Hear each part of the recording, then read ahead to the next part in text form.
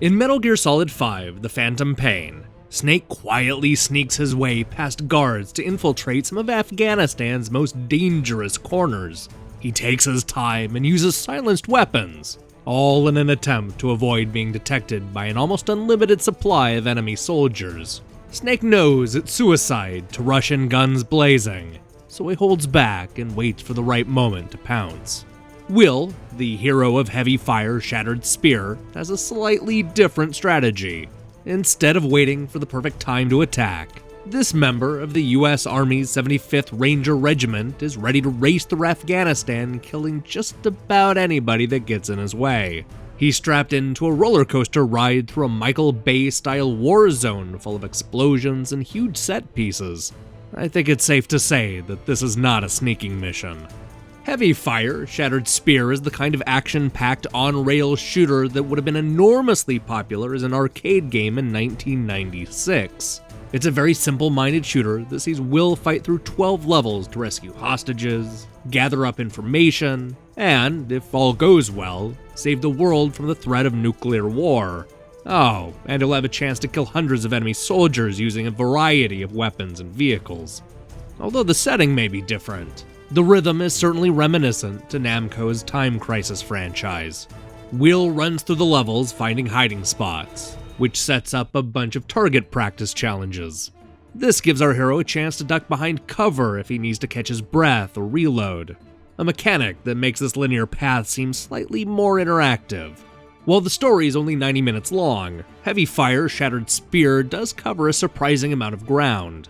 We not only go from the rugged desert to the city streets, but we also jump into a series of cool vehicles. We speed down the river on a boat, use a helicopter to take out enemies from the sky, and create massive explosions by commandeering a tank. These are a fun diversion to the basic run-and-gun action. Unfortunately, this style of game does lose something without a proper light gun, but I found the mouse and keyboard to be an acceptable alternative. If anything, the setup makes the action a lot more manageable. Aiming with the mouse makes some of the trickier shootouts a little too easy, and they don't give the keyboard much to do. When not ducking behind cover, you'll be forced to struggle through the annoying QuickTime event button prompts. The visuals have a distinct last generation look, and for good reason. Although Heavy Fire Shattered Spear is new to Steam, it was actually released across all platforms in 2013. But even when it launched, this on-rail shooter felt dated. Everything from the gameplay to the cheesy voice acting is straight out of the 1990s, and I'm sure that'll appeal to a lot of old-school arcade gamers. Look, nobody's going to accuse Heavy Fire Shattered Spear of being a great game. The gameplay is shallow, and it's only an hour and a half long. But as arcade-inspired on-rails shooters go, this one is action-packed and surprisingly diverse. It's also $3.99, and that's a lot less than you would have spent dumping quarters into the arcade cabinet. Will may not be as sneaky as Snake, but you can't argue with his results. Hey, thanks for watching my review. This has already been a busy week, what with reviews of both Poncho and Mushihime-sama going up in the last couple of days.